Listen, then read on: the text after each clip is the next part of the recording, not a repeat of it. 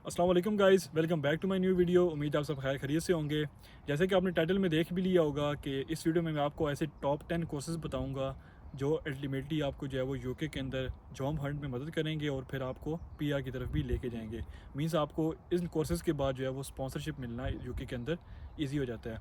तो अगर तो आप जो है वो यूके आने का प्लान कर रहे हैं सितंबर 24 के अंदर, और अगर आप इस स्ट्रगलिंग फेज़ के अंदर है कि आप कौन सा कोर्स चूज़ करें, बेशक आपने प्री इंजीनियरिंग की हुई है, प्री मेडिकल की हुई है, तो मैं आज आपके लिए ऐसे 10 कोर्सेज़ लेके आया हूँ जो आपको हेल्प आउट करेंगे कि आप यूके के अंदर आके सेटलमेंट हासिल कर सकते हैं इन कोर्सेज़ के बाद।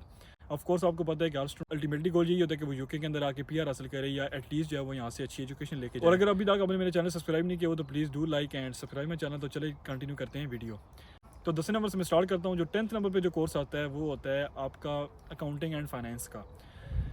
मैं आपको जो है वो 10 नंबर से लेकर 1 नंबर तक बताऊंगा। तो आप जिस भी फील्ड के रिलेटेड आप करना चाहते हैं उसमें आप बैचलर्स भी कर सकते हैं और मास्टर्स भी कर सकते हैं। अगर आप पीएचडी करना चाहें तो वो भी आप यूके के अंदर आकर इन कोर्सेज़ के अंदर कर सकते हैं। तो जो 10वें नंबर पे जो कोर्स आता है वो होता है अकाउंटिंग एंड फाइनेंस का। इसके अंदर आप बैचलर्स भी कर सकते हैं। बैचलर्स जैसे कि आपको पता है 3 ईयर्स की होती है, और मास्टर्स भी कर सकते हैं जो कि 1 ईयर या फिर 2 ईयर्स का होता है विद प्लेसमेंट ईयर। तो अकाउंटिंग एंड फाइनेंस के अंदर जो है वो आगे 3-4 किस्म की जो है वो आगे सब फील्ड्स आ जाती हैं, जिसमें जो है वो आपका अकाउंटिंग एंड फाइनेंस मैनेजमेंट भी होती है। इसके अंदर जो है आप पब्लिक फंड्स एंड मैनेजमेंट भी कर सकते हैं, टैक्स कंसल्टेंट की जो है वो मैनेजमेंट भी कर सकते हैं, और इसके अलावा आप जो है वो बैंकिंग भी कर सकते हैं। अच्छा, 9th नंबर पे आ जाता है रिन्यूएबल एनर्जी और इन्वायरमेंटल एनर्जी मैनेजमेंट। तो इसमें जो है वो आप बैचलर्स भी कर सकते हैं और एमएससी भी कर सकते हैं, सेम आपको मैंने बता दिया है।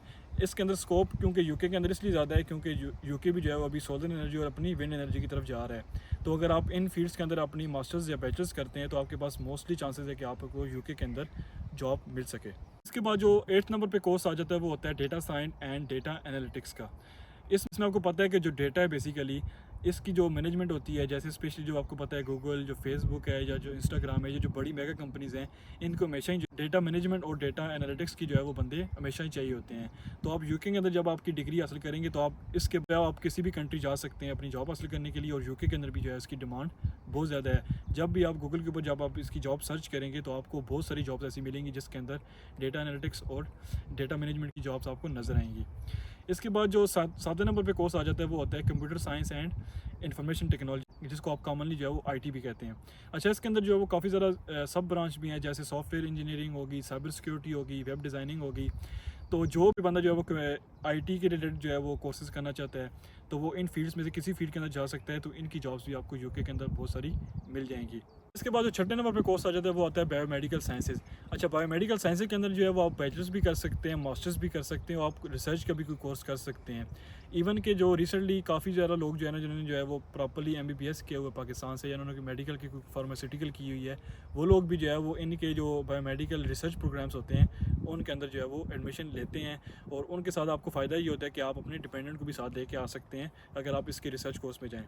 अच्छा, इसके अंदर जो है वो बायो इन्फॉर्मेटिक्स के कोर्सेज़ आते हैं, बायोटेक्नोलॉजी के कोर्सेज़ आ जाते हैं, और बायोमेडिकल साइंसेज के कोर्स आ जाते हैं।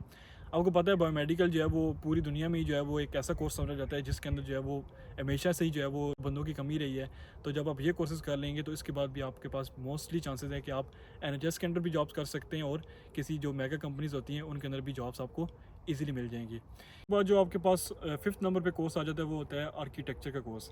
तो अगर तो आपने बैचलर्स इंजीनियरिंग में की हुई हो, अगर आपने आर्किटेक्चर भी पढ़ा हुआ है तो आप उसमें आके जो है बैचलर्स भी कर सकते हैं और मास्टर्स भी कर सकते हैं। और इसके अंदर जो स्पेसिफ़िक जो कोर्सेज़ आपका जो है वो अर्बन डिज़ाइनिंग एंड प्लानिंग के रिलेटेड हो तो वो आप लाजमी चूज़ करें, क्योंकि जो अर्बन प्लानिंग एंड डिज़ाइन है यूके जो है वो स्पेसिफ़िक उन्हीं कोर्सेज़ के ऊपर फोकस करता है जिसके अंदर आप डिज़ाइनिंग एंड प्लस आपके पास प्लानिंग हो। स्पेशली लंदन साइड की तरह से जो मेगा सिटीज़ हैं जैसे मैनचेस्टर और बर्मिंघम हो गया, तो उनके अंदर जो है वो आप आर्किटेक्चर के अंदर आपको ईज़िली जॉब्स वगैरह मिल जाएंगी। इसके बाद जो 4th नंबर पे कोर्स आ जाता है वो होता है आपका सप्लाई चेन एंड मैनेजमेंट का कोर्स। अच्छा, इसके अंदर जो है वो क्योंकि आपको पता है यूके जो है वो टोटली डिपेंड करता है इंपोर्ट्स के ऊपर। यूके में जितनी भी जो आपको जो मेगा कंपनीज नज़र आती हैं वो सारी इंपोर्ट के ऊपर ही चल रही होती हैं। यूके खुद भी जो है वो प्रोडक्शन करता है लेकिन मिनिमम लेवल के ऊपर करता है। तो यहाँ पे अगर आप सप्लाई चेन का कोर्स करते हैं तो आपको बहुत इजी है कि आपको जो है वो अपने बैचलर्स या मास्टर्स के बाद आपको जॉब मिल सके। इसके अंदर भी जो है वो 3-4 किस्म के कोर्सेज आ जाते हैं, जैसे रिक्रूटमेंट मैनेजमेंट का आ सकता है, सप्लाई चेन एंड मैनेजमेंट का आ सकता है, या प्रोडक्शन इंजीनियरिंग के कोर्स आ जाते हैं। तो उसके बाद जो है वो आप as a supply chain manager या प्रोडक्शन मैनेजर या एज अ रिक्रूटमेंट मैनेजर भी जॉब यहाँ पे इजीली हासिल कर सकते हैं। इसके बाद जो थर्ड नंबर पे कोर्स आ जाता है वो होता है आपकी इंजीनियरिंग के कोर्सेज़। इंजीनियरिंग में जो है वो आपकी सिविल इंजीनियरिंग भी आती है, मैकेनिकल इंजीनियरिंग भी आती है और इलेक्ट्रिकल इंजीनियरिंग भी आती है। तो ये जो 3 इंजीनियरिंग है इनको हमेशा से जो है वो इन फील्ड्स के रेलेवेंट बंदे जो हमेशा से चाहिए होते हैं।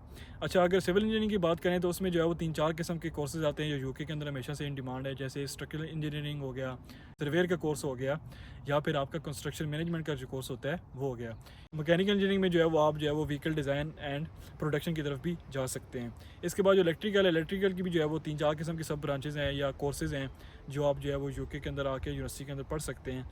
इसमें जो है वो टेली कम्युनिकेशन भी आ जाता है, सिग्नल प्रोसेसिंग भी आ सकता है, और इसके अंदर जो है वो इलेक्ट्रॉनिक्स, क्योंकि आपको पता है कि इलेक्ट्रॉनिक्स जो है वो आने वाले दौर में आपको पता है कि कितना इन होगा, जिन्होंने इलेक्ट्रिकल इंजीनियरिंग की उनको पता होगा कि ये कोर्स जब आप कर लेंगे तो आपको यूके के अंदर जॉब हासिल करना ईजी हो जाएगा। इसके बाद जो सेकंड नंबर पे आ जाता है वो होता है मेडिसिन एंड डेंटिस्ट्री का कोर्स। इसके अंदर जो है वो नर्सिंग आती है, फिजियोथेरेपी आती है और लैब टेक्नीशियंस के जो कोर्सेज़ होते हैं वो आते हैं। तो आपको पता है, इसको मैं सेकंड नंबर पे इसलिए रख रहा हूँ कि यूके को जो है ना वो हमेशा से ही जो है वो लैब टेक्नीशियंस, नर्सेज़ की और जो मेडिकल रिलेटेड के होते हैं उनकी हमेशा से जो है उनको ज़रूरत पड़ती है। तो जब भी आप NHS की वेबसाइट जो बेसिकली नेशनल हेल्थ सर्विसेज है उसके ऊपर जब आप जाके सर्च करेंगे तो आपको जो है वो नर्सेज़ की, फिजियोथेरेपिस्ट की और जो साइकोलॉजी होती है या लैब टेक्नीशियंस होते हैं उनकी हमेशा से जो है वो आपको जॉब नज़र आएगी। तो ये कोर्सेज जब आप चूज़ करेंगे तो आपको इजीली जो है वो यूके के अंदर जॉब मिल जाएगी, बेशक आप बैचलर्स करें या मास्टर्स करें। अच्छा, अभी मैं आपको बताता हूँ कि सबसे पहले नंबर पे कौन सा कोर्स आता है जिसमें जो है वो बेतहाशा जॉब्स हैं। आप बाहर से जो है वो डायरेक्ट स्पॉन्सरशिप भी लेके आ सकते हैं, और जब आप यूके के अंदर इस कोर्स के अंदर जब आप आके जॉब करेंगे तो आपको जॉब मिलना 100% गारंटीड है। वो है सोशल केयर एंड वर्कर के कोर्सेज़। इसमें जो है वो आपको किस किस्म की जॉब्स मिलेंगी, इसमें आपको होम केयर की जॉब्स मिलती हैं, केयर वर्कर्स की जॉब्स मिलती हैं, हेल्पिंग टू नर्स की जॉब्स मिल सकती हैं आपको, और आपको जो है वो NHS के अंदर जॉब्स मिलेंगी। आपको पता है जब आपको NHS जो है वो कोई स्पॉन्सरशिप देता है तो उसके अंदर आपको ₹1 लगाने की ज़रूरत नहीं पड़ती, और आपको डायरेक्ट जो है वो 5 ईयर्स की स्पॉन्सरशिप मिल जाती है। तो जब आपको 5 ईयर की स्पॉन्सरशिप मिलेगी तो उसके बाद आपके ILR जो है वो मिलना बहुत ईजी है। तो इसलिए जो है वो ये कोर्स हमेशा से ही पहले नंबर पर रहा है। अभी तो जो है आपको शॉर्ट ऑक्यूपेशन लिस्ट का मैंने जब रिसेंटली वीडियो बनाई थी तो मैंने बताया था आपको कि शॉर्ट ऑक्यूपेशन लिस्ट में कौन कौन से कोर्सेज आते हैं, वो यहाँ पे आपको शो भी हो रहा होगा।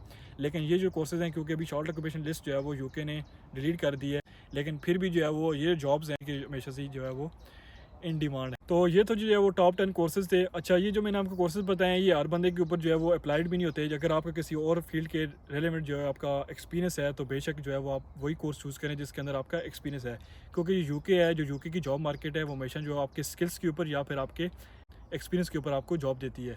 तो अगर आपके किसी और फील्ड के रेलेवेंट अगर आपका एक्सपीरियंस है तो फिर आप बेशक उसी कोर्स में आएँ, लेकिन अगर आप बिल्कुल फ्रेशली ग्रेजुएट हैं तो फिर आप कोशिश करें कि इन्हीं कोर्सेज़ के अंदर आएँ और यहाँ पे आके अपनी स्किल सेट करें और अपनी जॉब हासिल करें। तो यहाँ पे जो मिनिमम एक्सपीरियंस रिक्वायर्ड होता है वो एटलीस्ट 1 ईयर या 300+ आवर्स का जो आपके पास एक्सपीरियंस होना चाहिए, तभी आपको यूके के अंदर जॉब मिलती है। या फिर एटलीस्ट आपके पास ऐसा स्किल सेट होना चाहिए कि जिसके बाद आपको जो है वो कंपनी ईज़िली हायर्स कर सकें। तो ये थी आज की वीडियो। उम्मीद है आपको वीडियो पसंद आई होगी। अगर आपको वीडियो पसंद आई है तो do like and subscribe my channel. मिलते हैं नेक्स्ट वीडियो में। Stay tuned. अल्लाह हाफ़िज़।